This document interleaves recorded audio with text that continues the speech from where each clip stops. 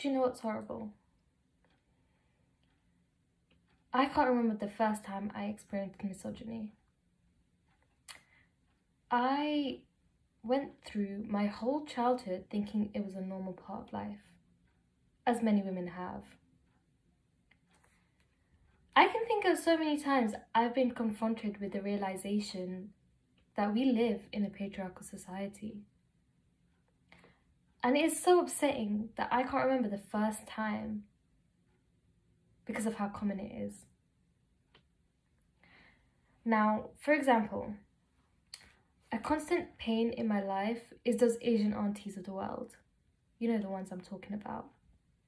Note, if you're an Asian auntie, I really don't care about your opinion. But one particular auntie constantly makes those statements, you know, the ones I'm talking about, where they're like, oh, you need to lighten your skin. Oh, you're too hairy. And my personal favorite, oh, you need to get married. Yuck. The truth is, I still get these comments as a grown independent woman. And as a child, those comments really affected me. They still affect me till this day. Now, there's two comments in particular that have been ingrained into my mind. The first one being about body hair. Now, it's crazy how body hair is seen as such a disgusting thing. It's such a common part of life and part of a person, really. Now, I spent so many years being part of my bushy eyebrows and my mustache, which always go in and out of fashion. And removing them can be so painful sometimes, and I'd rather not do it.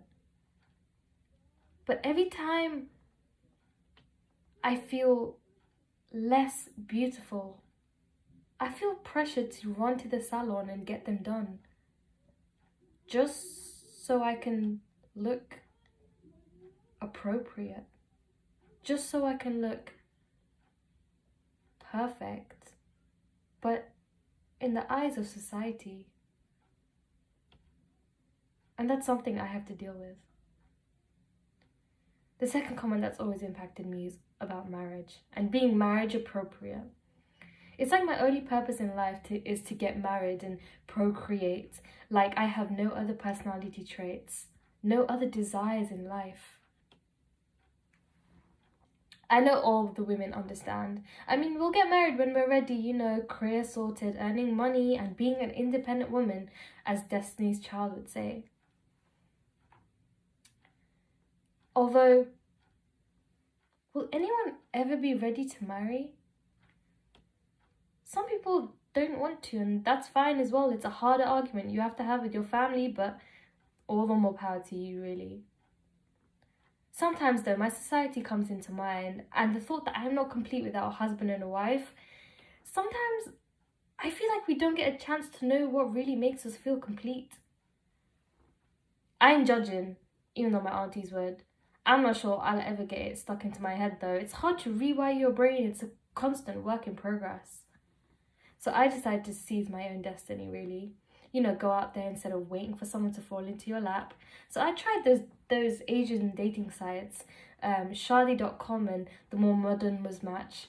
You know the ones I'm talking about, the classic ones. There's a whole bunch, so of course I thought I'd be able to find the one. I was proven very wrong. It's a minefield out there.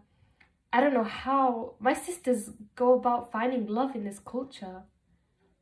It's like all these men expect me to do is